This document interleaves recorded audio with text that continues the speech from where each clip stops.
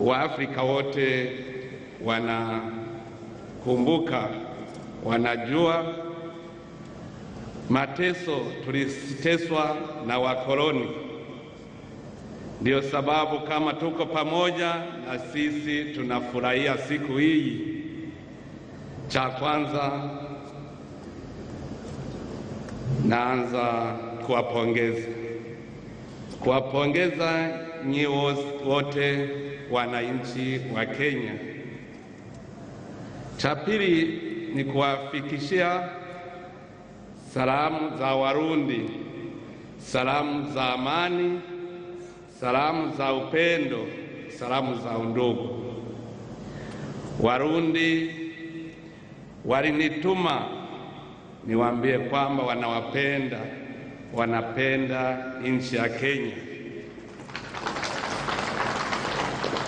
na wanajua kwamba kama wanafika Kenya ni kwao, hakuna matata.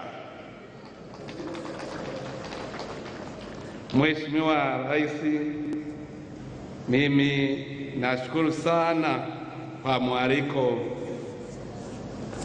wako kuja hapa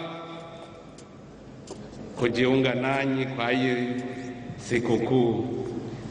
Tunafurahi kwa mwaliko wako kuja tuzungumuze macho kwa macho na tuonane macho kwa macho na wananchi wa Kenya, especially hapa Kisumu.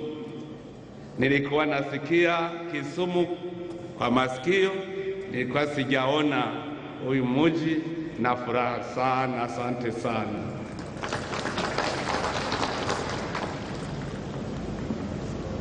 Tena nashukuru sana, jana ulinitembeza kunionyesha maendeleo ya huyu mji, na nikaona kwamba Burundi kuungana na mji wa Kisumu ni rahisi sana, kwa sababu hii Lake Victoria inafika sehemu ya karibu na Burundi. Mkoa wa Bukoba, Tanzania ni karibu na Burundi. Kuungana na Kisumu ni rahisi sana. Kwa hii siku kuu nawapongeza, na nakumbuka kwa historia nimesoma kwamba Kenya kupata uhuru mulipambana sana hadi mufanye ile Mau Mau movement. Nimesoma kwenye historia kwamba palikuwa movement mzungu aende Ulaya, mweusi apate uhuru. Nimeyasoma hayo kwa vitabu, na sasa nikiona furaha kwenye macho yenu, naona mulipata uhuru wakati mulikuwa mumechoka kwa mateso ya wakoloni. Nawapongeza sana, na nawaambia kwamba Burundi na Kenya tumekwisha ungana, tumekwisha kuwa ndugu.